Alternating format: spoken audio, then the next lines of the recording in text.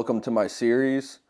This is the American Nightmare series, and this is Chapter 1, Central Banks, Money Printing and Inflation. What is money? Money is something of value that can be exchanged for goods or services. Effective forms of money are ones that are universally accepted and do not fluctuate in value. Gold is the oldest and most time-tested form of currency. Gold has a finite amount and takes energy to extract from the earth. This gives it an advantage because the money supply, the gold supply, will not fluctuate with volatility. Gold certificates. Gold has been the universal currency throughout history, but it has some disadvantages. Firstly, it is heavy and cumbersome to transport. Secondly, it is dangerous to transport due to its size and weight. When societies matured, they moved to what's called a gold contract or a gold certificate. This was a binding agreement, often militarily backed by the state, that said, if you keep your gold in our vault or bank, you'll be able to exchange it at any time for your gold back. This was a great revolution in trade because it's a lot easier to carry around banknotes than it is, say, 100 pounds of gold. Central banks versus local banks. A problem arose with banking in which if there were many banks to choose from, a patron of that bank, often a king, could cancel on the creditor. And this was an issue in the banking industry. So to solve that problem, central banks were formed, and central bank cartels. These cartels could ensure the patrons remained in good graces with the contract.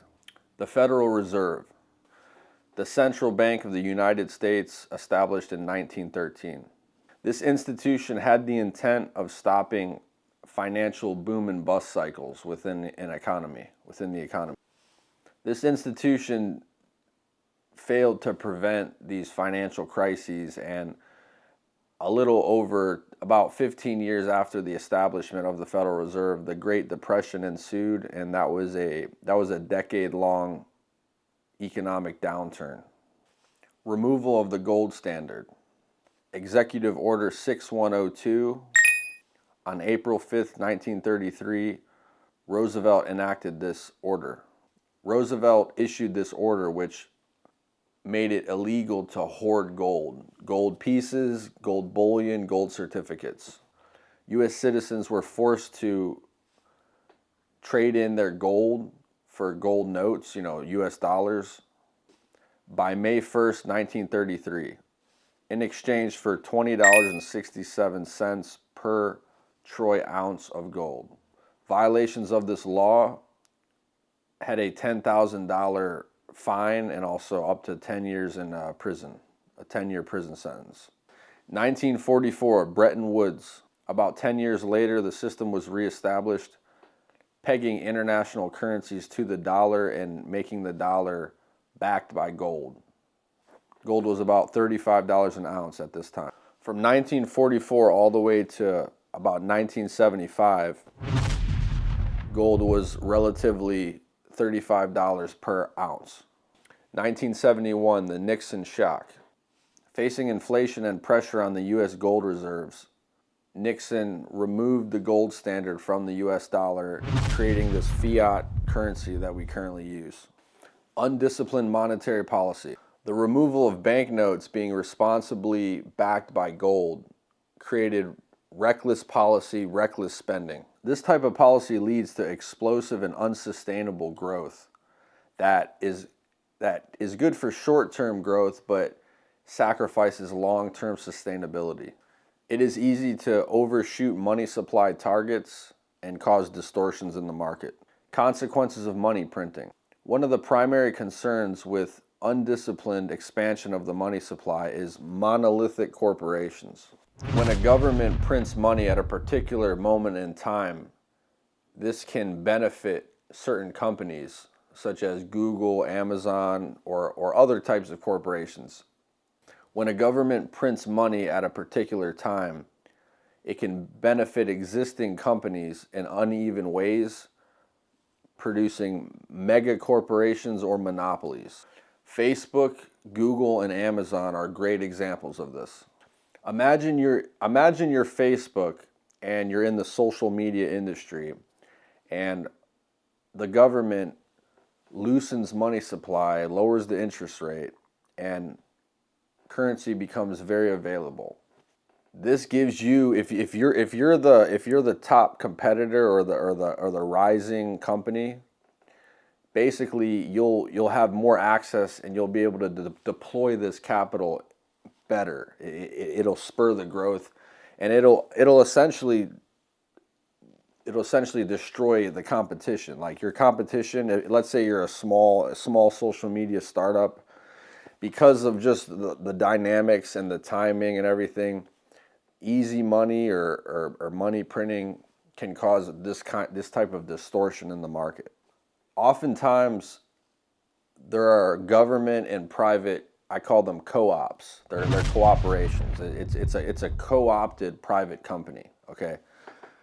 Basically, special interest groups will go to Facebook, and this will all be undisclosed. You won't see any news headlines about this. These are deals that are being made behind the scenes. Okay. They'll go to Facebook or Zuckerberg or whoever, the board of directors, whoever's in charge, and they'll make a deal with them, and basically you'll receive financial benefit. You'll receive investor money. You'll receive an increase in there will be some institutional money that will invest and buy a large portion of the company, invest in your company, Facebook. But you have to align with their values. You have to do things a certain way. You have to be politically aligned and that kind of thing. So I call it a co-op. It's a co-op. Okay. This is an important concept. It's easier to control one company versus 5 companies. Communism actually behaves in this exact way. Communism is the most extreme form of a monolithic company, basically. Communism is essentially one monolithic entity that has no competitors. There's no competition. Thus, it is easy to co-opt or corrupt. It's very easy with one company. Another point I want to make about the Facebook analogy is if there's easy money or loose money at a particular time, that allows Facebook, for instance, to buy hardware. They can buy servers. They can buy chips. They can buy a lot of inputs, a lot of material to help them scale. Okay, to help them scale like to the stratosphere. Okay. Way above, like the small companies, the competitors will never be able to catch up. Okay, and they also can with the loose money, the easy money. That loose, easy money goes into, say, the stock price. Okay, a bunch of investors, they have easy access to the money. They dump it into this performing company, and they can also pay engineers, $200,000 a year salaries. They can hire thousands. They can hire thousands of engineers. Okay, a small company wouldn't be able to do that. A startup.